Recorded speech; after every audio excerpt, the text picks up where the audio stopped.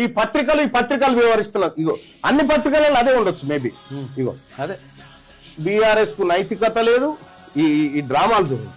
ఇది ఇళ్ళ బ్యానరే, ఇళ్ళ బ్యానర్ వాడతారే, అన్నిట్లో బ్యానరే, ఈనాడులో కూడా బ్యానరే, ఈనాడులో కూడా ఉందా. ఇవన్నీ రేవంత్ రెడ్డి గారు రాసిస్తున్నటువంటి స్క్రిప్ట్ ఇదంతా మీకు. ఇగో రేవంత్ రెడ్డి గారు రాసిస్తున్న స్క్రిప్ట్. రేవంత్ రెడ్డి పైసలు పెడతా ఉండు పత్రికలకు ఆమె వార్తలు వేయాలని. ఎందుకు? టీఆర్ఎస్ ను ఖతం చేయాలని. అమ్మా నేను చెప్తా ఉన్నా కల్వకుంట్ల కవిత గారు, నేను ఛాలెంజ్ చేస్తా ఉన్నా. మొన్న 3 మంత్రులు ప్రమాణ స్వీకారం చేశారు కదా. ఎవరు? వాకిటి శ్రీహరి గారు, ఆ తర్వాత అడ్లూరు లక్ష్మణ్ గారు, వివేక్ గారు, 3 ప్రమాణ స్వీకారం చేశారు కదా. అందులో నీది 4వ నెంబర్ ఉండేనా లేదా? నీ పిల్లల మీద ఒట్టేసి నువ్వు ఆ రోజే కాంగ్రెస్ పార్టీతో ములాఖాత్ అయి మంత్రి పదవి తీసుకోవడానికి పోతే కదా నువ్వు నిలబెట్టి వాళ్ళకేరి. నువ్వేదో ఆత్మగౌరవ పంచాయతీ ఏంది? మోసం జరుగుతుందని నిలబెట్టిన వాళ్ళు.